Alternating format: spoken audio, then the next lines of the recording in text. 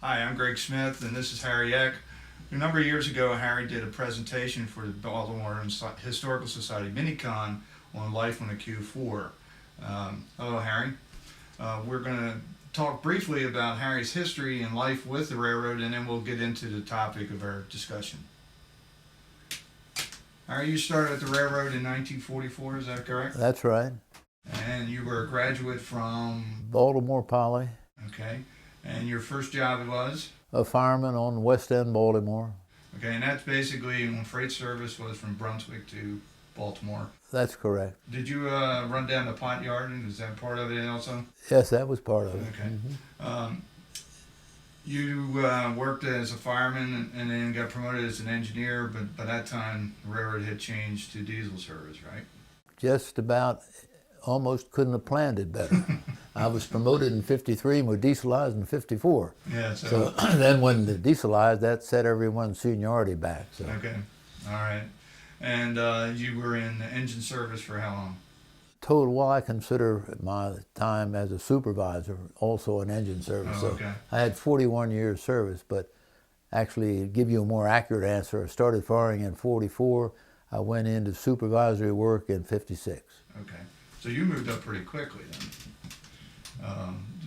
You were what, foreman of engines? Assistant road foreman of engines. Assistant foreman of I engines. started in Philadelphia, 1956. Okay, and then after you got moved along, and then you said you were in Huntington for a number of years when the mechanical department moved there, and then you moved back. When you moved back, was that when you got your promotion as supervisor? Well, that's when I was promoted to superintendent of locomotive operation when I moved back from Huntington. Okay, and then you spent the rest of your years out of Baltimore. That is correct. And traveling the system, right? Right. Okay. That's another story in itself, your career, and we'll talk about that at another time. But today's topic is we're talking about life on the Q4. And you started out firing with those, and I'm going to let you take it from there, and then if you need any assistance, and I'll ask questions as we go along. So why don't you start? Okay, well, I'd like to start by saying when I got out of Poly in 44, I was determined to work on a steam locomotive. This was a fascinating piece of machinery, and I just had to work on it.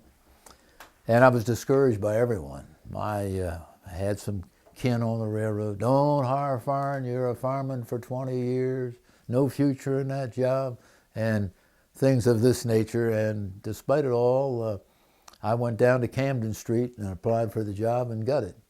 Matter of fact, it even was a little bit more rugged than that when I went in. Now this is 44, and they need men, you know. Okay. And the doctor examines me, or they called them doctors. And I get finished, and he wasn't very nice. And, well, he said, you pass with your corrected vision. He said, but I'm not signing your paper. He said, not another man in engine service got eyes like you have. I felt like I was about that big, ready to burst into tears. Come on up to the boss. We go up to the head doctor, and I'm about ready to say, let me go home. And the head doctor looks at me and winks. He said, we're going to get you through, boy. And he did. And so that was close call, not getting in there, but we made it. Okay, the Q4 was the standard freight locomotive. It was a delightful locomotive to work on. And naturally, you had to learn how to be a fireman. You did make a couple of quote-unquote student trips where a experienced fireman was supposed to show you how to do it. And you just maybe got just enough to get by, and you just had to learn as you went along. And you have to look at this now as in World War II, the locomotive engineers of that day. I mean, they came out trip after trip. They're going to be the engineer. They got a brand new fireman, a brand new brakeman. And it's amazing, you know, the job that they did. I don't know of anyone on the home front that matched the contribution of the steam locomotive engineer during World War II. Well, a little bit about firing Q4s. After I got a little seniority, the job I probably had longer than any other one was fireman on Bayview 97 and Baltimore 94, which had the nickname of the beef train. Obviously brought beef into Baltimore. I fired that regular for a great engineer named R.P. Colson, and years later, someone would meet me, they'd say, oh, there's Harry. He fired the beef train for Bob Colson. I got to be known as the guy that fired the beef train. and I certainly like to be known that way. And this Colson was a terrific engineer. The beef train, we'll just talk a little bit about its routine, if you'd like. It was called 825 in Brunswick. And when you went down and climbed up on a Q-4, the fireman had 4 things that he did almost in consecutive order. First of all, you got up in that cab of that locomotive, the shop had turned everything off, or the term was put it to sleep, so it wouldn't use any water. So first you had to pull a blower on to create a draft to get the gas and the smoke out of the cab so you could work. That was number 1. Number 2, then you check the water level by blowing out both the water glasses and make sure they were turned on. Number 3, and this was a crucial one, you looked at the crown sheet. The purpose of looking at the crown sheet was to make sure it was dry. There were no crown bolts leaking. And you would do this by taking one of the rakes and putting some waste on the end of it. You know, this was waste. This was what turned into rags on diesel locomotives. And put that on the end of the rake, pour some oil on it, put it in the fire, and then lay it up on the arch, and it would light up that crown sheet. You're looking, you know, up in the firebox at the top roof sheet of the firebox. And hopefully everything was dry. Now, if it had a couple crown bolts leaking, they would show themselves by being, instead of the metal color, they'd be black, which was the water leaking around them. And any that were leaking, then you later reported that to the engineer. And your 4th item was to turn on the air pumps. The shop had turned those off.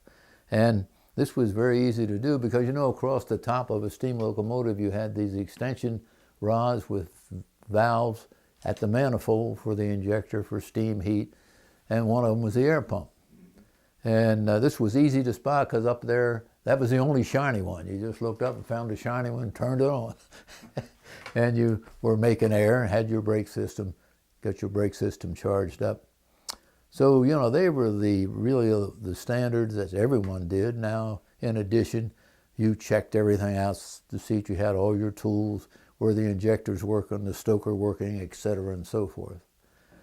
The last thing you would do would be fill the boiler as full as you could get it. Now, the engineer wanted all the water he could get leaving the ready track.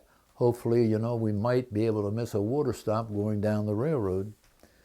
So you'd fill that boiler full, and when you couldn't blow the whistle anymore, that was a sign you had her full. And then you would fill the water tank, and the unwritten law on that was you always ran the tank over. This was proof to you, to the engineer, and anybody else, yeah, that tank is full. So that was a little bit about the fireman getting the engine ready. You were allowed 20 minutes, and on a hot summer day, you were doing a bit of sweating at the end of that 20 minutes. The engineer had a little different approach to his preparing. He would check the air brake equipment, and he would take the long spout and oil around and check for any defects he might see. Particularly interested, you know, is the sandpipe lined with a rail? Is the rail washer lined with a rail? And fill the guide boxes for the crosshead, and probably put some oil in the driving boxes to make it a smooth riding locomotive. But when he got back aboard, I used to have a little planned speech, you know, and I'd say, the crown sheet is dry, there's 2 feet of water out of the tank, or it's full, and as far as I know, we have all our supplies and everything is working okay. I guess that was sort of a disclaimer, you know. And the engineer wanted to know about that crown sheet. And if it did have some leaky crown bolts, then he got the dispatching foreman and made him aware of it. So that was a busy 20 minutes, and that's kind of the way it went. So most of the shop crew had already pre-lubed most of the bearings? Yes, well, some later days there were alamite fittings, so naturally they would do that, not the engineer. Okay. And then after you filled up with water, then you would top off with coal, and then you basically head down to your train. Well, no, the coal would have been topped off by the hostler before the locomotive was put on a ready track. Okay. But you, the fireman, filled the water tank. Yeah. Okay, all right. All right. And you completed your rounds, and the engineer satisfied, and then you guys back down to your train, and then you would do your air test, correct? That's right. Okay. Once you got permission to move out with your train, then was your order as you started moving down on the main line, per se. All right. Was there a set procedure that you did, in sequence? Did you know? Yeah, yes, there certainly was, Greg. And might mention, as you backed off the ready track, we're in Brunswick, you go by the Y and there's WB Tower. Guess it's still there. Yeah. And there's where you got your orders. Okay. Then you went back to number 5, that was the yardmaster's office, and met the conductor, and he would tell you how many cars, how many tonnage, what tracks. And invariably, because the train size has outgrown the tracks, you would have to double, pick up one track, come back, and then couple up to another track. And then once in a while, you would have to go to 3 tracks. And the conductor would get on a little bit disgusted and say, we have to make 2 doubles. And I always really thought that should have been expressed like we're going to make a triple instead of a double. But I never could put that idea over. Anyway, make 1 double or 2, and as you mentioned, make the brake test, and then leave town. Now, there was a very important procedure for everybody leaving town. You had enough water in the boiler that you did not have to put the injector on right away. This would give you the opportunity to fire a little bit and then look in the firebox and see that you are indeed putting the coal in the proper place over the grate area. To maintain the steam pressure with the injector supplying water into the boiler, you got to have that fire just perfect in there, burning all over, level as a dining room table. Okay. So you got this opportunity, leaving Brunswick, you rented for the first couple miles without putting water in the boiler. You could shut the stoker down, look in there. If the fire wasn't just right, you could adjust your blast to put the coal in the right place. And then you might say this was a moment of truth. We're using steam, big time, and now the engineer puts the injector on, and if you don't have the fire right, you're not going to hold that steam gauge up against the pop. So then you're off and running. It's a slightly descending grade going down to Point of Rocks, river grade, and you would gradually pick up speed as you move down. That's about 8 miles to Point of Rocks. Now, when you got to your speed there and your fire, did you occasionally have to hand bank the corners of the firebox, or did the stoker usually cover that? Well, that's a good question, Greg, and it would depend on the design of stoker. There was a duplex stoker, okay, in which you had to take the shovel and maintain a heel in the back of the firebox. With the standard stoker, it was so designed that it would feed coal back there. Hence, the standard stoker was much, much popular with the engine man, sure, and particularly the firemen. And they were quieter. Okay. And yet a lot of the Q4s had the duplex. I think they all came that way, yeah, and then many of them were converted over. And some of them had, was the HT a standard design, or is that somebody else's? That was standard. HT was okay. The best example of a standard stoker I can think of. Yeah. Okay. All right, so you're moving down along the main line there. You got your fire hopefully going real well, and you check your water pressure and making sure you got enough air to cover the crown sheet as you're going along. The Q4s, did they have a low water alarm on them? Yes, I think most of them did. I couldn't say all of them did, and it was a Barco, that's the manufacturer's name, and it was a float arrangement, where there was a little casting that had water in it that reflected the water level in the boiler. And if the water would get too low, the float would move down, and that would allow steam to blow a whistle, warning you of low water. So what was it, like a low-pitched little whistle? It'll get your attention. Okay. Pretty nasty little scream. Okay. And it was something we never depended on to tell us we had low water. I mean, when you got to that whistle blowing to tell you that, we'd kind of think we were in a bit of trouble. Mm-hmm. Well, and then that was the reason why you blew out the sight glasses first thing. Frequently. To make sure you got the mud and sediment out of there so that you had a good reading. That's right. Yeah. You're correct. All right. As you go along, and then what were the other duties as a fireman when you were there and moving down? Of course, you were calling signals and whatever else. What else would you do as you go along? Well, okay, you got it off to a good start with the calling signals. That's your right of way. The fireman now is going to be watching the smokestack, watching the water glass, watching the steam gauge, and watching the coal back in the tender. And you sort of systematize yourself to do this, but you can tell by the coal coming out of the stack if you are putting adequate coal in there and in the right place. Now, for instance, the duplex stoker.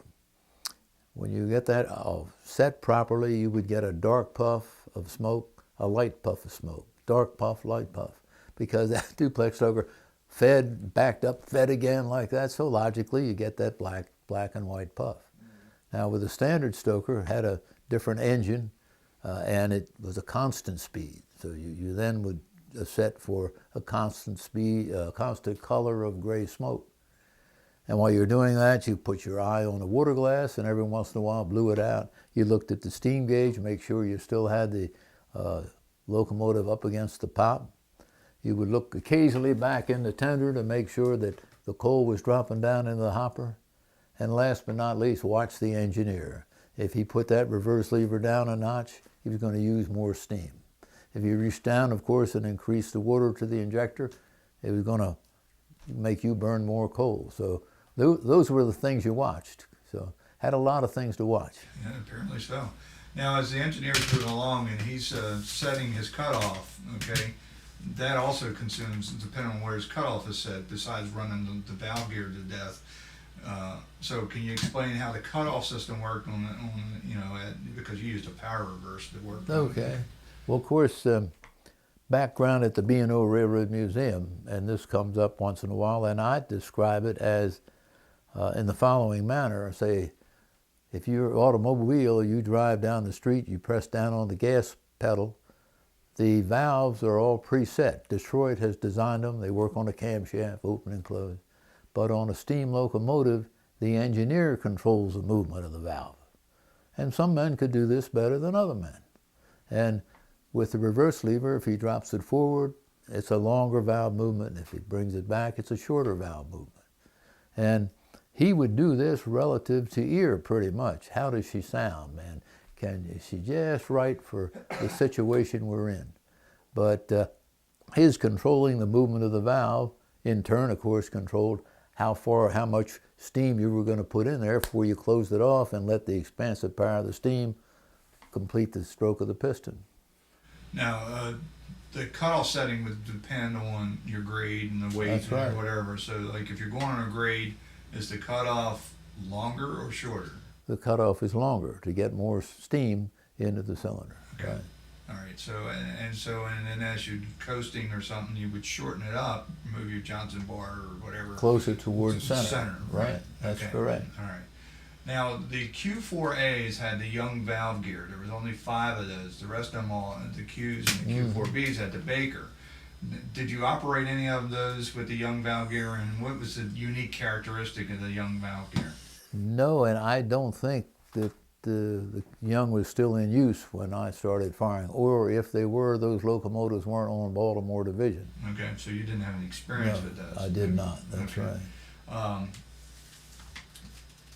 You talked about the procedures before operations, and now we're talking about the operations down the road. And of course, you have all these duties that you're trying to keep going there. Also, in the later years, the Q4s had a brakeman in there. Did you give him other duties while he was riding in there? Did he help fire at times? Okay, well, of course, the brakeman had, as sometimes called, the rumble seat behind the fireman. And basically his duty was to watch, when we're in motion, look down back at each side of the train, looking for possibilities of mainly hot boxes, brake sticking, situations like that.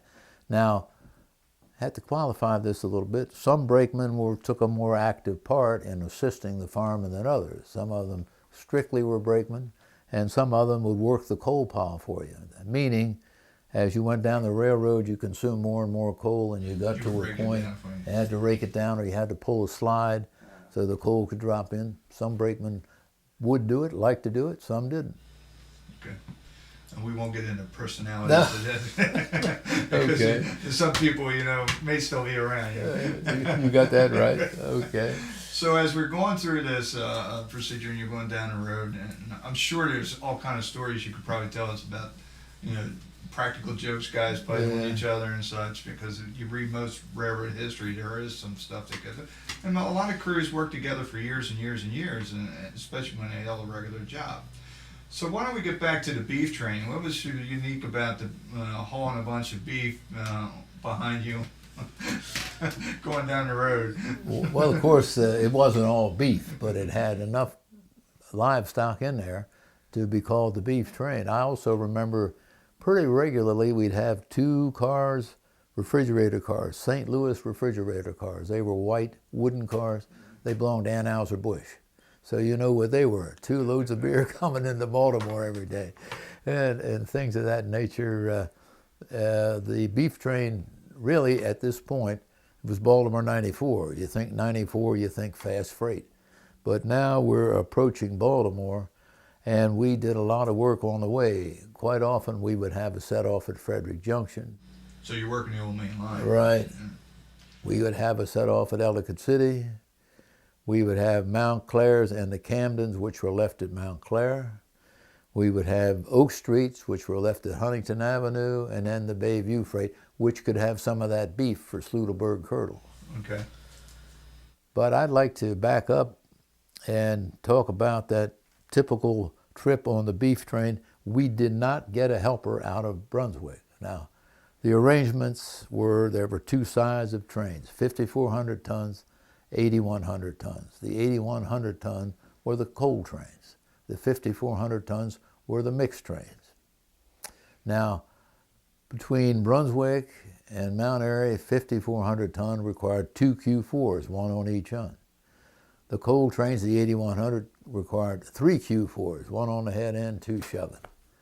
But sometime these 5,400 ton trains would leave Brunswick without the helper, pick it up down at Point of Rocks or at Frederick Junction. This was the regular routine on a beef train, because the helper for the RF and P94 would shove that train and come back and shove us. Okay. Now, getting up to a little something here. When you arrived at Point of Rocks with your beef train with no helper, you're running 35, 40 mile an hour, and now you have in front of you a momentum grade. You got about a 4 mile grade that really pulls you up out of the Potomac River Valley, and you start cross country to Frederick Junction. Now, what is a momentum grade? Well, I like to quote one of these baseball announcers, and I've forgotten which one, but he said one time that if you walk the leadoff batter, he generally comes around to score unless he doesn't. Okay, a momentum grade is a grade where you got too much tonnage for the locomotive, but you get enough momentum you can generally make it unless you don't. And this was true. We would go through this. Sometime we'd make it, and sometime we wouldn't. We'd get down so slow, we'd have to pull the blower on to create a continuous draft because the exhausts were so far apart. And, you go, "Chow," and you say, "Is she going to make another one?" And sometimes she did, and sometimes she didn't. Then we'd have to wait for the helper off the RF&P, if we stalled, to shove us out. Well, where was the top of that 4 mile grade at? Buckystown around there? Well, no, it was a little bit west Buckystown, and I'm glad you asked that. It was, to me, a famous place. It was Calico Cut. And this was a stone cut you went through, and it had the name of Calico. And when I first started farming, I heard about Pine Tree Strait and Clay's Cut and Calico Cut. It didn't really mean anything other than a name. But one time, hot summer day, coming east down to Brunswick, not on the beef train, and we had one of those old-fashioned thunderstorms where it just poured down rain leaving Brunswick. Time we get to Point of Rocks, the sun's out, but all the ground is wet, and we go up through Calico Cut, and lo and behold, it's orange and blue. It was calico colored. And I never knew that. And God knows when I would have learned it if we hadn't gone up there right behind a rainstorm. Oh, amazing. All right, so you worked at Frederick Junction. Did you go all the way into the junction, or you just set off at the Y there? You'd set off at the Y there. And then Well, there was a siding on the eastbound track. Yeah, and then the local crew would come out. That's and take right. care. Okay. And then you headed on. Did you do any stops like in Monroeville or Monrovia or just Mount Airy? No, because man, if you ever stopped there, it'd be tough getting started again. Okay. This you left Reels Mill, Okay. and the first 4 or 5 miles, the grade wasn't very severe. You could get your train up maybe 25 mile an hour, but when you hit Monrovia, from there to Mount Airy, you're talking about very close to a 1% grade. So now you're going to be down to your drag speed from there till you get over the Mount Airy Hill, get through Mount Airy Tunnel. And stopping there, or stopping at Mount Airy Junction, it was always tough to get away because your entire train was on like a 0.8% grade. And then on the east side of Pars Ridge, when you headed towards Baltimore, then you had Woodbine. Did you make any stops there? Once in a great while. Okay. And then, of course, Sykesville, but that was usually done on the westbound train, was it not? Yeah, well, now you're getting into those stops like that. Generally, the local freight handled those. Okay. Right. And then you said you had some set-offs for the mill there in Ellicott City? Yes, indeed, right. And then you headed into Baltimore. And then a lot of our viewers here probably won't know some of these locations in Baltimore where you were talking about you set out. Mm-hmm. You get in there, and then did you went through Mount Clair, or did you go through Wyman's generally? Okay, you'd pull your train in and stop the head end at Curtis Bay Junction. Okay. That's where the railroad spins off to go to Curtis Bay. Yeah. The conductor would make a cut, and you would take your Mount Clair cars and your Camden cars into Mount Clair. Leave the rear end of your train out there at West Baltimore. Okay. And then, of course, you'd come back out, get your remaining train, and drop down through Mount Winans. Okay. And then once you go through there, then you said you go over to Bayview occasionally? Yeah, no, this job was crewed out of Bayview. We died in Bayview. That was at the end of our run. Yeah. Now, this probably was all going long before I started getting interested in the railroad. What kind of facilities did they have over at Bayview for engine service over there? At Bayview? Yeah, Bayview. All right, at one time they had a coal tipple, inspection pit, and sand. See, they had one time this Bayview 97 was dispatched out of there regularly. Then there was a pot yard job called 105, and the East End local, all of which were steam locomotives. So they would be serviced at that point. Okay. And then so that would be the termination of your day, and then you would head on home from there. Yeah, that's right. Yes, you would take your grip and walk over to Monument and Crescent Street and catch the streetcar there. And that was not a short walk. And so, and especially in bad weather on those cold winter nights, it's probably really enjoyable. So then you finished that off, and then what was your layover time before your next call? Well, Bayview 97, the westbound train was called 11:55 every night. That was regular. So you'd get done anywhere from 6 in the morning to 8 or 8 in the morning. Generally, always made a few hours overtime on the beef train. That was another thing that made it so popular. It was a moneymaker. And of course, the call out of Brunswick was 8:25 in the evening. Now, while you're talking about times, let me throw this in. We've kind of neglected the 97 West. Generally, we would be called 11:55 at Bayview and be finished in Brunswick somewhere around 6 to 8 o'clock. However, the fastest trip we ever made, we were finished at 5 o'clock one time. And the longest, twice, we were 16 hours. Of course, that was due to some problems ahead of us. So give you an idea of the window that you're working in, man. It is big and wide. So what did we talked about your life on the locomotive. You spent probably a lot of time at the Brunswick Y. which to a lot of people was not the most palatial state. I fortunately did not stay there but a few times. There were a group of engine men that had their own facility, had a very illustrious name called the bunkhouse. And I stayed at the bunkhouse. Now this was in a second floor building very close to the Y. But it was much nicer atmosphere, and it was cheaper, and you could do your own cooking. So you could eat cheaper and have more and better of it. What was the salary when you started out with the railroad? What were you making per hour with the railroad? $8.07 a day on a Q4, $7.16 on a P3. Okay. And on the P3, it was a 10-hour day with straight time for overtime. On the Q4, it was time and a half after 8 hours. Okay. Now, let's talk about some of the characteristics of the Q4. They were the largest, most modern Mikados, or MacArthurs, depending on who you talk to, on the B&O. They had 63-inch drivers, if I'm not mistaken. They were, as we discussed earlier, dual compound air compressors, and later on they were single, and then they were put back to double. Fairly large sandbox, and they had the Vandy tenders. Did you see any difference in the riding characteristics in the locomotives that had the Vandy tenders and compared to the square tenders? I know it's a preference by the designers. I was just wondering if the crew saw any difference in that. No, none whatsoever. Now, but you do raise some interesting points about the Q4 and the air pumps, 2 pumps to 1 pump and back to 2. But in my time firing them, I saw several great improvements in efficiency, improving the efficiency of the Q4, which was a great locomotive. Number one, at a certain point, they replaced the drifting valve with bypass valves. Now, the drifting valve is a pretty nice tool. The engineer can open it up and it'll move a light engine around.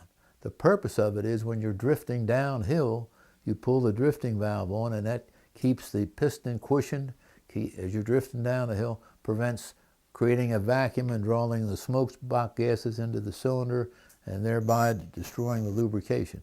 So the drifting valve was a good tool.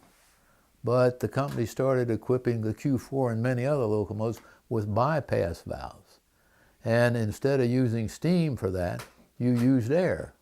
And the bypass valve would trap air in there and pass it back and forth as the piston went back and forth, drifting down the hill. The difference would be, if you're the fireman, twice going down that hill with a drifting valve, you would have to use the term light the fire off, make some steam, because the drifting valve was using it. With a bypass valve, none. So it saved quite a bit of water and steam and coal, and did an excellent job, the bypass valve. Another one, after World War II, they started equipping the Q4s with the number 8 ET brake equipment. Now the Q4s had the 6 ET, which stands, of course, for engine and tender. And the 8 ET was a big breakthrough in automatic brake control. It was marketed, and this is kind of sad, by Westinghouse air brake back in the middle of the Depression. Now can't you just imagine how many sets they sold of that?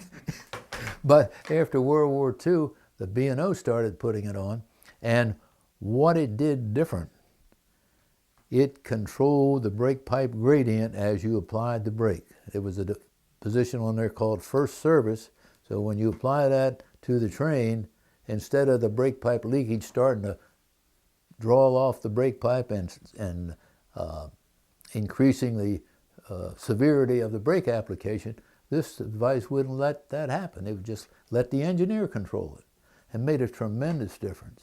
And I remember when we got that, and you'd get to Brunswick and the conductor would come up, say, "Man, was that a good ride?" Engineers say, "There it is, the number 8. Man, they'd look at it, "Boy, that's really a wonderful piece of equipment." Well, let's talk about some of the engineers. For example, some of them were very good at starting characteristics and moving a train, and others were bad. Yeah. And then you had the whole situation with, especially a lot of the part where you have a washboard grade and when the train's taking in slack and taking it out. And so can you discuss some of the operating characteristics that an engineer and fireman would have to deal with while they're going over the road and dealing with a non-level surface? Well, this was primarily the engineer that had this to do. And with a steam locomotive, occasionally they would power brake. That is, continue to use steam and apply the brake against the power of the locomotive. This was very unpopular with the fireman because he didn't want to go making steam if he didn't have to, you know. But it ties in with a story I'd like to tell you about that ADT equipment. Because of its characteristic, because when the engineer put it on in this first service position, it didn't let the brake pipe leakage drag the brake pipe reduction down and slow the train up. It was slower applying the brake. We had a good engineer when it comes to cutoff, and we'll just call him Herb. And man, he just had that cutoff, you know, that position the reverse lever down, perfect. I remember his fireman, who was a real sharp guy, said, "Herb's the best guy I've ever seen on setting the cutoff on a Q-4. And if you'd ask him what cutoff was, he wouldn't know what the hell you were talking about." But he didn't do too well with the brake equipment. He didn't have a knack for handling the train with the train brake. So one day Herb has a locomotive equipped with this number 8 ET, and he breaks in two going down Mount Airy Hill. So when he got in, the road foreman has a call in for him. He said, "Herb," of course the road foreman knows all the details before he even talks to him. "Herb, what happened?" "Oh, it's just broke in two, Mr. Derry." "Well, what kind of brake equipment did you have on that locomotive?" "Oh," he said, "we had the kind with a long handle. This number 8 had a longer handle than the 6. And the road foreman said, "Herb, they call that the ADT." Oh, thank you, Mr. Derry, the ADT. Said, "Herb, did you use that new position called first service?" And Herb said, "No," I said, "I didn't." He said, "That's way too slow." And the road foreman said, "It's designed to be slow. That's the purpose. That's why it works so well. It's slow."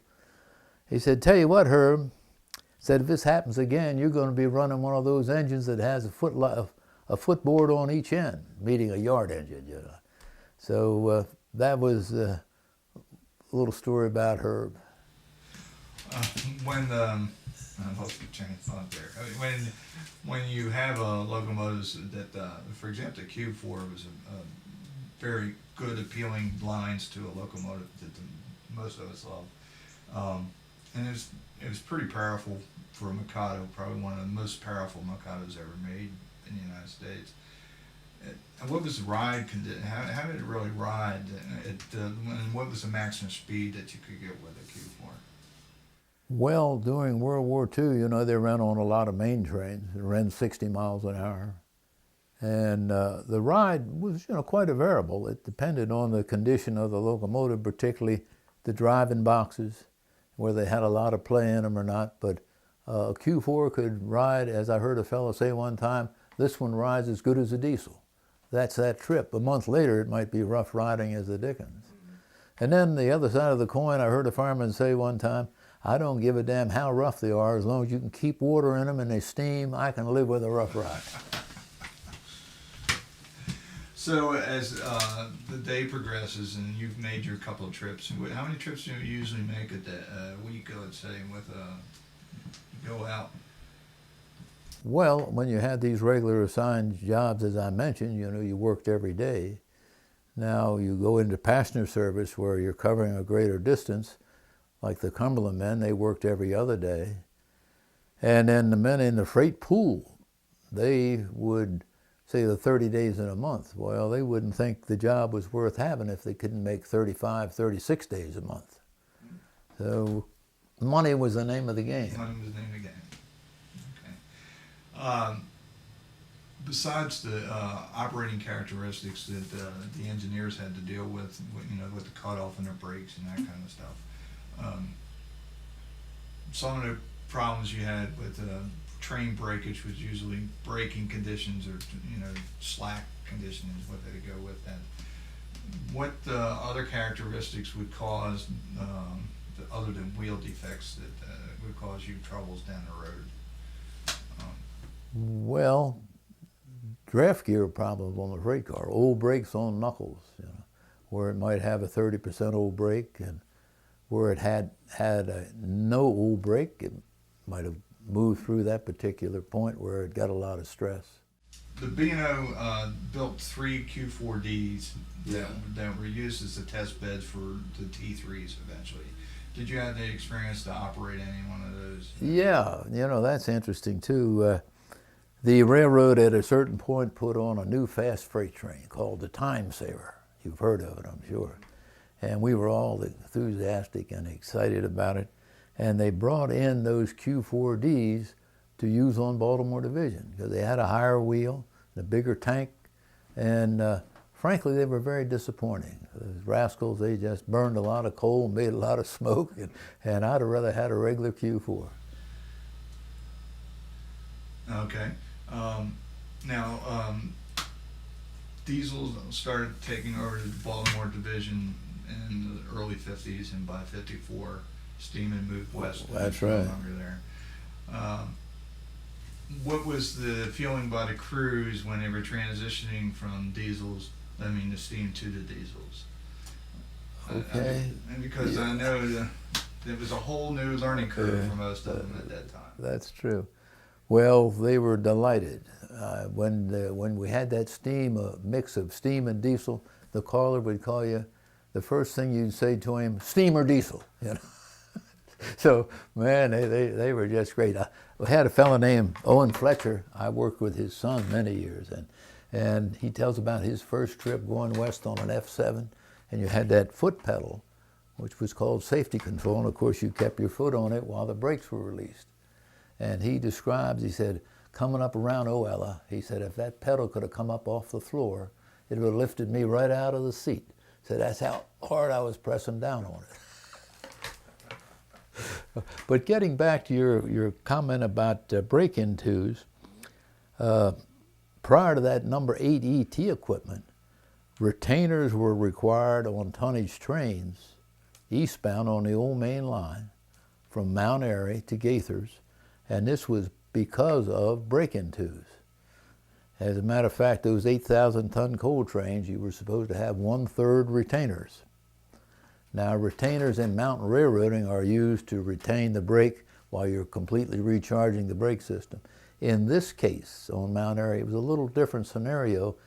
The retainers were required, so when the engineer released the brake, you had enough brakes on the head end that the head end didn't run away from the rear end and break in two. I hope that's clear. Yeah. Okay. Yeah.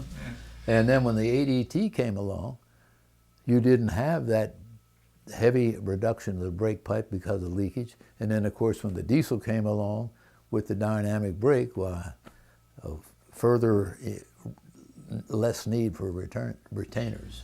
What was the normal time for a crew to walk them and set up the retainers? Well, now that would be done at Reel's Mill, and hopefully you never put the brake on again till you were sending Mount Airy, and I really can't give you a good figure on that. It would depend on the ability of the brakeman. A few tales like that, I've had brakemen say they were supposed to set up 25 and they set up 5, and they got down the other end, and the engineer said, boy, they were good holding retainers. They really did a great job. All kind of stories like that around. So at the end of your run, all right, we talked about the startup procedures that you did, your 20 minutes that you did before you went on the road, and then now we talked about the road. Let's come to the end of your day. You've come into the engine terminal, you're bringing your power in. Let's go through the procedures that you and the engineer do when you're ready to put the Q4 to bed. Okay, well, in most cases you're coming into Riverside. Of course, on that Baltimore beef train, you're taking that into the fire track at Bayview. But actually, it's very simple. First of all, the fireman had to put the slides back in the tank. The slides are these metal plates that he would pull forward so the coal could drop down in the conveyor. So it was required he had all those closed when he got off the engine. And then you would arrange it to have the boiler full of water and have some fire in the firebox. And that would be the extent of it. So how often would you drop your fire in your locomotive? Well, of course, that wasn't done by the engine crew. That would be done by the hostler on the fire track. Okay. So basically, you just topped off everything and then spotted on the track. Right. And then the hostler was responsible for doing the rest of the work. The hostler was at Bayview. Now at Riverside, because there were so many locomotives coming in there, all the hostler did was move the engine, and they had a regular crew on the fire track. That's all they did was dump fires. Okay. Now on the Q4, and I think I have a picture here. What would you usually use to shake your grate here? Is that your grate shaker right there? That No, that is to dump the ash pan. okay. So you have a pin there. Now this would be used by the fire track crew when they dump the fire into the ash pan. Then they would open that. That was a hopper. And generally they'd put a hose in there and wash it on down. Okay. The grates, we can't pick them up here, but they would come back and they would be under the cab floor. You'd have a little trap door you'd have to open. Then you have a shaker bar that would fit over the grate shaker, put it on there and rock the grates. Now, normally on line of road, if everything went well, you didn't have to do that. If you got into a fire that got messed up, a dirty fire, a clinkered fire, then you might have to use that shaker bar. Okay. But it was a real no-no. Don't ever leave the ready track without a shaker bar, because if anything goes wrong and you have to kill the engine on line of road, you can't do it without a shaker bar. So, you know, and you might have to kill it because you ran out of water. You don't want it to explode, you know. Yeah. Okay. Greg, I'd like to add a comment about the top of Mount Airy Hill. It had that famous tunnel up there. And this tunnel was only a half a mile long, but when you went through it eastbound, steam locomotive, you were moving about 10 miles an hour. You're going to be in that rascal about 3 minutes, maybe longer. You could be going slower than 10 miles an hour.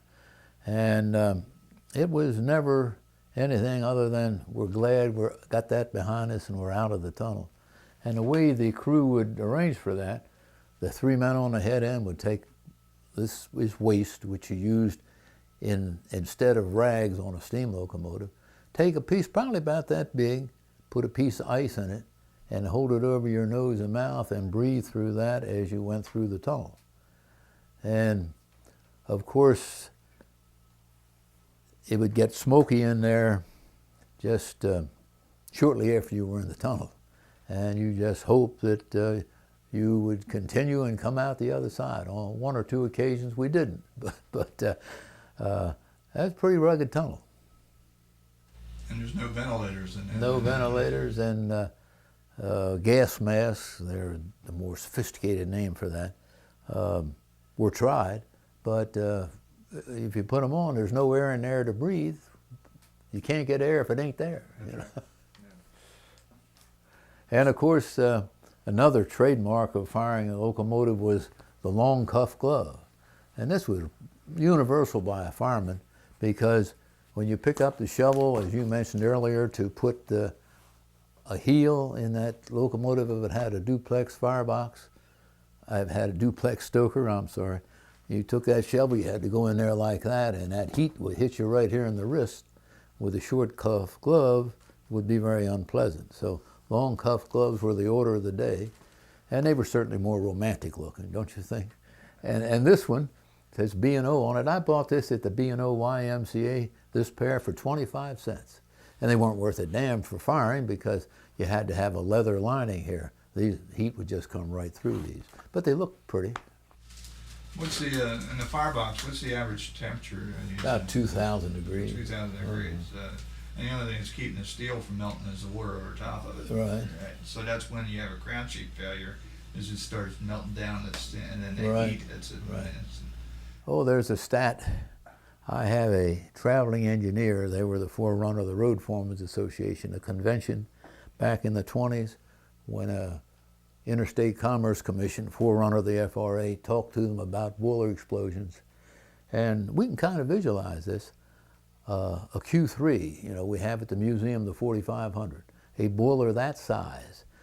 And the man said if it had 500 cubic feet of water in it and 600 and 150 cubic feet of steam, with 200 pounds pressure, and you had an explosion, that is, when the pressure would drop from 200 to atmospheric in less than 10 seconds, it would generate 700,000 horsepower. That kind of boggles the mind, doesn't it? That's why, you know, those boilers went up in the air and flipped over and right. everything else. Yeah. Mm-hmm. Yeah. When you know, the Q4 had most of them had pile national headlights, and they had the little pile switcher light on the tender and that kind of stuff. Did you use flags, or did you use the marker lights? You know, what conditions? You know, white was extra, and what else? You know, and that's usually what, your job, or the head-end brakeman's job? Well, it would be the head-end brakeman's. And of course, as we were on a territory that had all the automatic signals, all we carried on the locomotive were 2 red flags. Now, if you were going down Hagerstown or Shenandoah Valley, then they carried the white flags also to run as an extra. And the only time we used the red flag, for instance, when you got to Brunswick and yarded your train, and then you're going to run light up the main track from the east end of Brunswick to WB Tower, you put a red flag on the rear of the locomotive, right, generally down where the cut lever, so it would hold it in there. So that was about the way that was used. So you guys didn't use marker lights very often? Now the helper out of Brunswick used marker lights, yeah. Okay. Right. Well, you know, this keeping water level proper in the boiler is the specter of a boiler explosion was always there, you know, and you systematize yourself to constantly look at that water glass and frequently blow it out. And when it would get low, why, it was very concerning. And one of the stories that pretty well known, we had an engineer named Buck, and he was considered a little different. And he was a low water man. Now, in locomotive engineers, most of them carried the water 3 or 4 inches in the glass. A couple of them were high water men, where they carried almost a full bottle of water. And a couple were low water men, where all you have is a little water bubbling up the bottom of the glass, and that's what they ran with. And of course, their theory, I guess, was good dry steam, stronger locomotive. Anyway, this engineer Buck is going up through Calico Cut, and that water's just barely bobbling up in the glass. And the fireman went over and said, "Hey, Buck, let's put some water in here." Buck said, "Don't worry about it." I said, "Yeah, but I am worried about it. You know, we could blow up." "So what? If we blow up, we go from this world to another world." You know, this guy was a little strange. And the fireman said, "Yeah, I know that too." He said, "I got a lot of friends in hell, and I don't want to see any of them tonight. Now let's get some water in here." That actually happened. You know, we talked about running on the old main line. Did you have any opportunities to run down the Met and the Washington branch?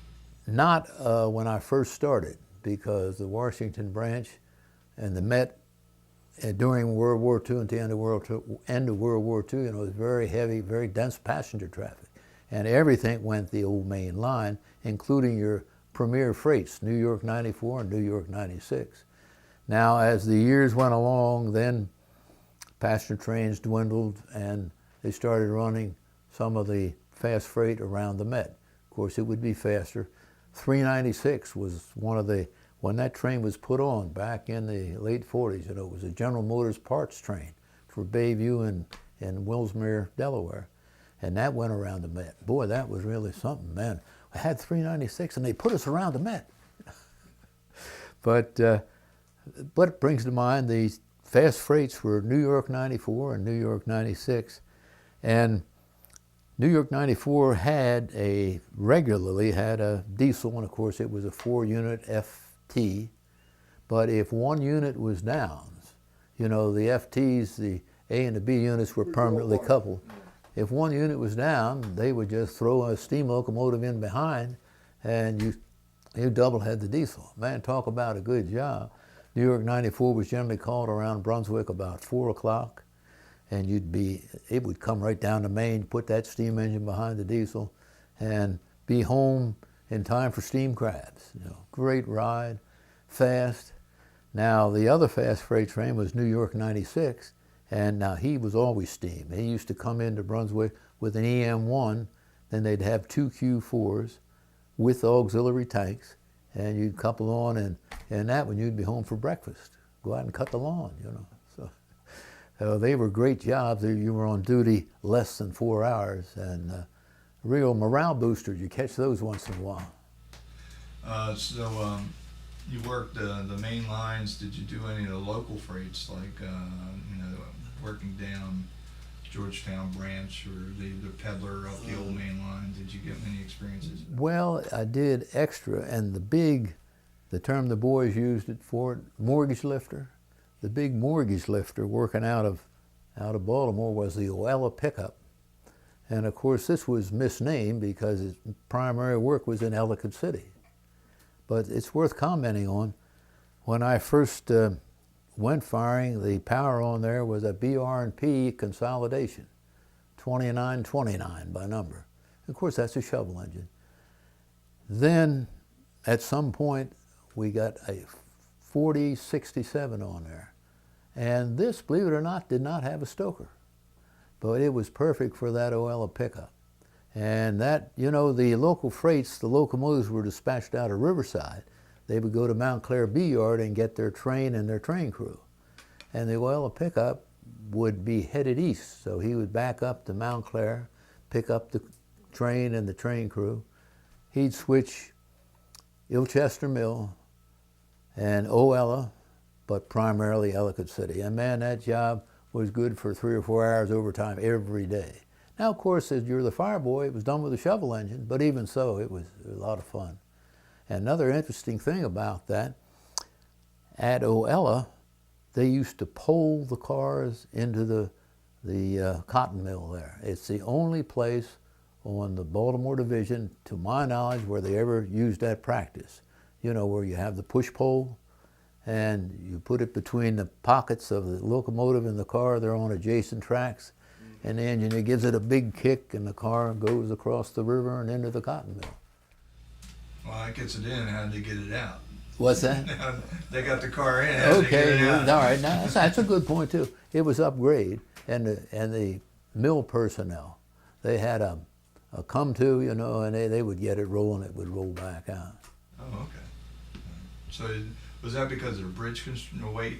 It was probably the strength of the bridge, but also it looked to me like a very heavy curvature. Probably couldn't have put a Q of any kind around it. But the fact that they pulled the car in, wish we'd have had a camera and gotten a picture of that, you know. And then you think of OSHA. Wouldn't go today, that's No, for sure. I see, you're right. In occasions of, on occasion, have you ever had to deadhead a train? Yes, indeed. Occasionally, you know, there would be more crews accumulated in Brunswick than they had incoming freight, and they would deadhead some crews east. And once in a great while, it would work the other way around. They would have to deadhead crews west. But the favorite train to deadhead on was train 22. As I recall, he left Brunswick at 6:08 and arrived at Camden Station at 8:15, and you had a day made. And boy, I'll tell you, that was pretty good. Other trains they would deadhead you on would be 9 and 8. You'd get 9 at Brunswick, go to Harper's Ferry, and get 8 into Washington and then Baltimore. And that was okay, you know, it beat working. But the one that didn't was deadhead on 34. This 34 was a local, you know, that stopped everywhere from Cumberland to Baltimore. And for instance, you know, the running time on the Met was about an hour. I think 34, it was an hour and 50 minutes. And then on the Washington branch, it made 25 stops. And I would have rather worked any time than deadheaded on that thing. Gee. And then on 1 or 2 rare occasions, and this is not a good reflection on the dispatchers, but deadhead a round trip. At one time, one Sunday night, we deadheaded up. This is when I was working in the pool. And on, I think, train 23, the last train that stopped at Brunswick, and the next morning we deadheaded home on number 10. So that happened once in a while, not very often. Probably why I'm mentioning it. And a number of years ago, the society did an article on the banana trains that ran out of Riverside. Oh, gracious, yeah. And then another guy, one of the ex-B&O employees, talking about his experience at Gaither's Tower with the banana train blowing the signal, and he said, well, how could he see the signal and stop the train, and got his ears chewed off by operations department because he stopped that train. Did you ever have the experience of running a banana train out of? Yes, I did, out of Locust Point. Oh, okay. That was like deadheading on 22. I mean, you know, you'd almost do it free, and you get anywhere from 15 to 30 bananas at loads, and non-stop to Brunswick. Oh, yeah, that was a real esprit de corps type of job. Did they usually use Q4s, or did they use Pacifics? Because then occasionally I've read that they use Pacific. Never to my knowledge. Of course, that doesn't say that they did not sometime. But every time I've ever seen one or been associated with it was a Q4. So they were making good time. Oh, sure. With 15 cars, that's not much time. No, and of course you're going the old main line, so your speed was 25, 30, and then 40. So a high wheel locomotive really wouldn't have been any help. Yeah. So, what any other special trains that you recall that you would do? You know, at times the B&O was big into excursion and public relation work, and they did a number of trips around Baltimore, and then they've done railfan trips throughout years until probably about the mid to late 50s, and then they kind of fizzled out. Were you involved in any of that special public relations work? Oh, you bet. Then this ties in with the extra passenger list, because all that work belonged to the extra passenger men. And in the summertime, about this time of the year, many high schools from Philadelphia would come to Washington to sightsee a day. And then we had a lot of taking school children from Washington to New York for the day to visit the UN when it was newly opened. And then the school tours that came in from the West, and of course they were coming from longer distances, they would like come in on a Friday and go back on a Monday. But we got a lot of nice extra passenger work out of that. A lot of it was done with freight diesels, with F7s.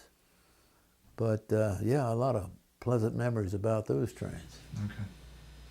Now, you said that you had the occasion to go down to Pot Yard, and of course that was multi-railroad operation. Yes. I mean, the RF&P was owned by 6 or 7 different Right. railroads. Mm-hmm. Of course, the Pennsy B&O and Southern were involved in this. You run a train, usually they consisted of what when you're going southbound into the Pot Yard? General merchandise and... Yeah. First of all, the Pot Yard jobs were crude. The 3 or 4 that we had between Pot Yard and Philadelphia. Then there would be an occasional extra, which would probably come out of Baltimore that could go to Pot Yard. And then, of course, there were 2 jobs out of Brunswick that went to Pot Yard. So that was the situation there. Now, this was always tough work for a fireman because you had to go through the district and you couldn't make any smoke. Now, we had one regular freight job out of Bayview, 105. That was the number of it, going to Pot Yard, called like 10:30 in the morning, went through Washington and the smoke district at the height of daylight, and came back out at 11:55 that night. I fired that job regular for some time. And it was just a day-for-day job, but you, in essence, had every other day off. You got finished 7 o'clock in the morning, you didn't go to work till 10-something the next morning. But what I wanted to say, and now this is controversial, but I'm going to put it on the tape, and smokeless firing, you know, there was great emphasis put on that. And black smoke, of course, was wasting fuel. And you could not make it going through the district. So how do you prepare a locomotive, a steam locomotive, and not make smoke? Well, the way I did it was very inefficient. You know, contrary to what they say, you know, if you don't make any black smoke, it's very efficient. We didn't make any black smoke, but we wasted a lot of steam out of the safety valve. And with a job out of Bayview, water was not a concern. We had plenty of water. Coal was not a concern. And what I would do was get that engine, and this is a quote, stinking hot, and just keep it stinking hot until we got to pot yard. In other words, you carried 220, and if it got back to 218, get it back up to 220. If a pop goes up, so what? That's white, you know, it's not dark. And this worked. And, you know, it's contrary to all the rules of good firing, popping an engine off. But I found, and certainly no mystery, if you get that engine hot and never let it drop back a pound, you never make any smoke bringing it back up to the setting of the pop valve. So what's the trick of keeping the fire hot then? Just keep it white hot all the time. Keep firing. Don't let it cool down. Okay. And Go ahead.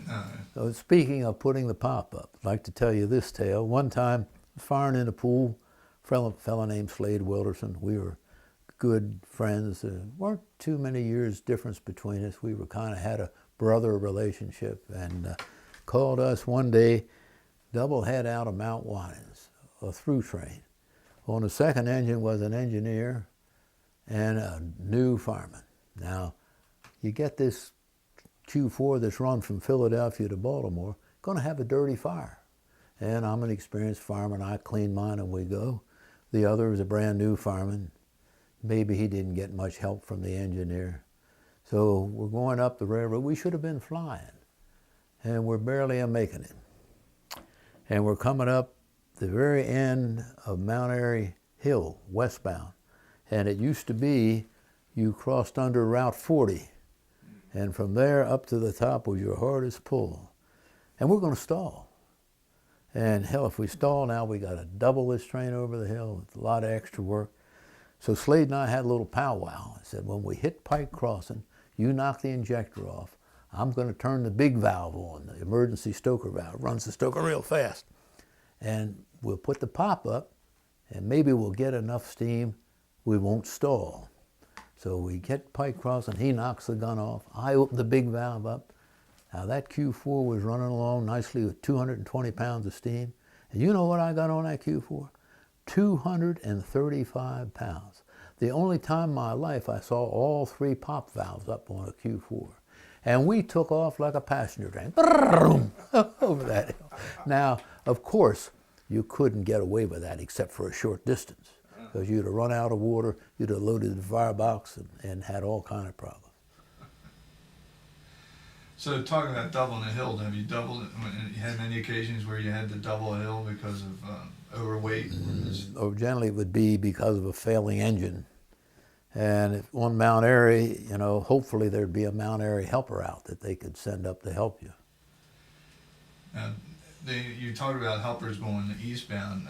Did they use helpers frequently going westbound? Well, we went through a period like that at one time, and you know, you have to respect management, make studies of these things, and they found out they could get a better balance with their engine crews in Brunswick, wouldn't have to double people home if they took all the empty trains and double head them to Mount Airy and sent one engine back to Baltimore. So this was all the rage for a while, and it worked very well. So one crew would go through, engine crew, and the other one would turn on the Y and go back to Baltimore. Interesting. You were talking about smoke, especially in Washington, and the B&O on a number of locomotives experimented with overfire jets. A few of the Qs had those, a lot of the earlier Q1s, and then some Q7S, and then pictures are showing a few Q4s. Have you had any experience with overfire jets? Yeah, and they're not good. No, seriously. Building up a fire, standing still. You get on a locomotive to the ready track, and you got 160 pounds on a locomotive. Turn those jets on and build up your fire standing still. It would help hold the smoke down. It really would. But they were not of any value once the locomotive was in operation and you had this great steam demand. With the most effective, you know, most everyone thinks of the ones that were mounted on the side of the firebox. But there was another design, and much simpler, and it was just like a V, and it was mounted right at the top of the firebox door right inside. And I found them to be more efficient than the ones mounted on the side of the firebox. Here again, keep the smoke down, building up a fire, not running along.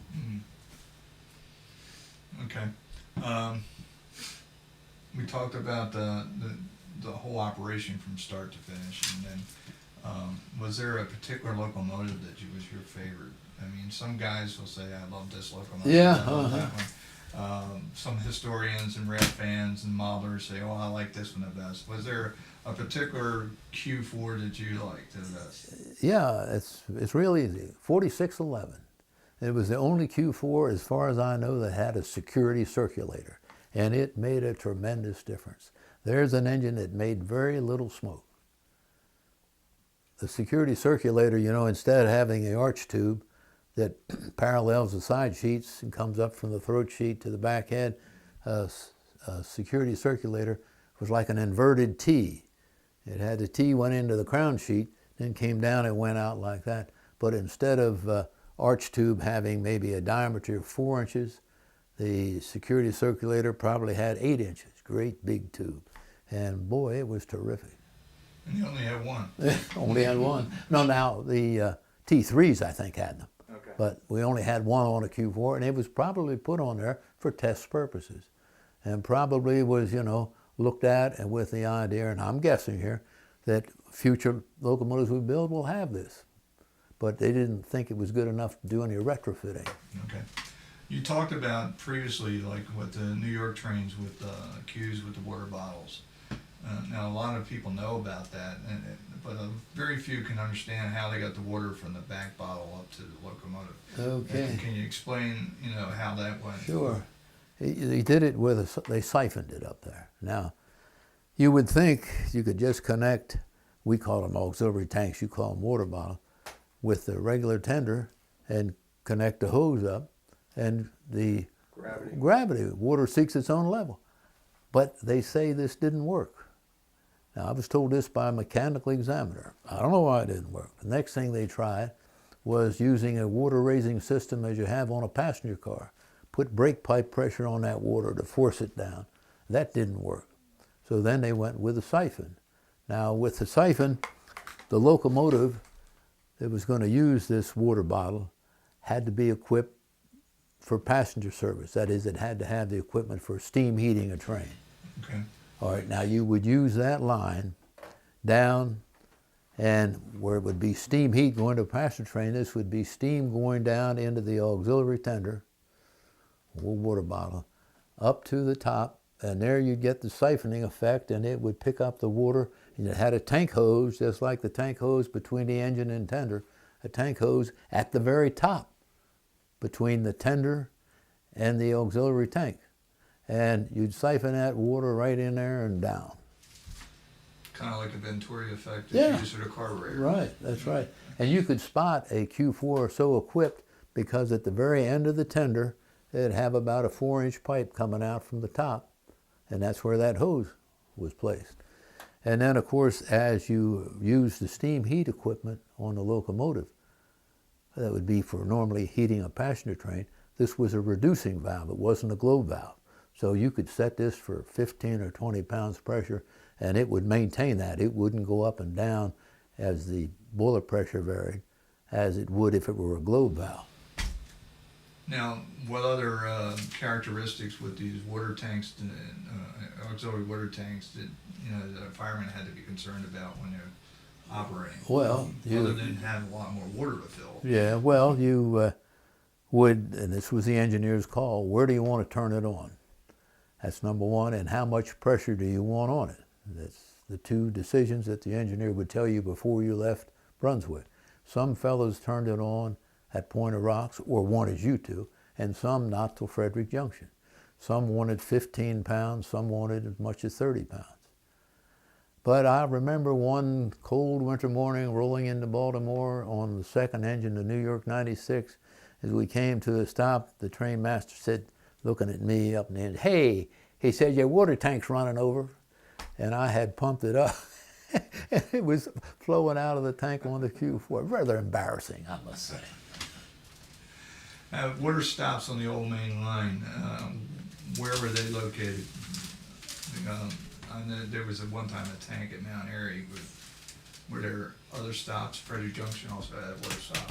Yeah, okay, well, first of all, going west out of Baltimore, well, let's say you go by way of Montclair, there was a pen stock, as we used to call them, at Curtis Bay Junction. Okay. That's between Washington Boulevard and Mount Winans.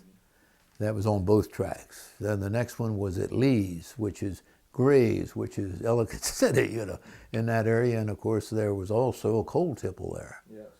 And also they had valve oil. And then the next one was westbound only at Marriottsville. And the next one, and this was the key one where most everybody stopped, Gaithers in both directions.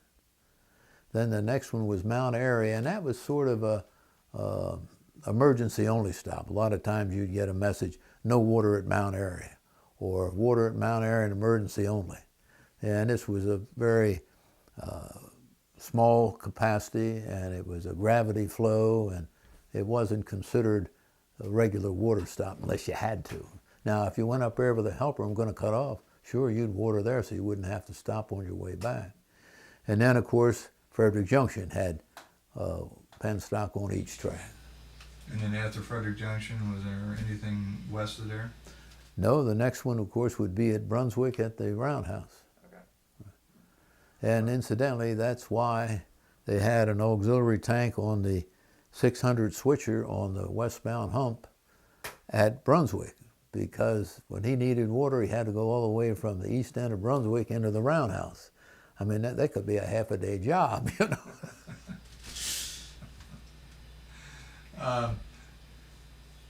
With the Q4s, and you know, and a lot of times they ran various trains. You know, we talked about the beef train, and then we talked about the banana train.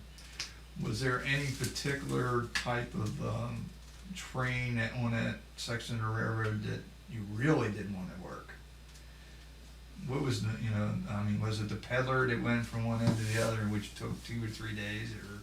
No, I can't say there was any that you positively despised. There were in other locations, but fortunately, I would have to say on our west end, we had nothing real bad. One of the worst trains was 89 and 90, which went from Washington to Philadelphia. And the boys hated that. It did all kind of stopping and starting. And of course, that was crewed out of Washington, so it never bothered the Baltimore boys, but I've heard a lot of horrible stories about it. Okay. So the Baltimore guys never basically worked the Eckington Yard, or that was the regular Washington crews that worked? Well, normally, of course, if you had a seniority and you wanted to work there, you could. And some Baltimore men worked those pot yard Philadelphia jobs. You just cut down on a lot of your home time because you had a deadhead from Baltimore to pot yard. Okay. Well, is there anything else you want to wrap up with? I think we've talked quite a bit about it. No, I'd say that certainly enjoyed it, and it's always nice to talk about those good old days.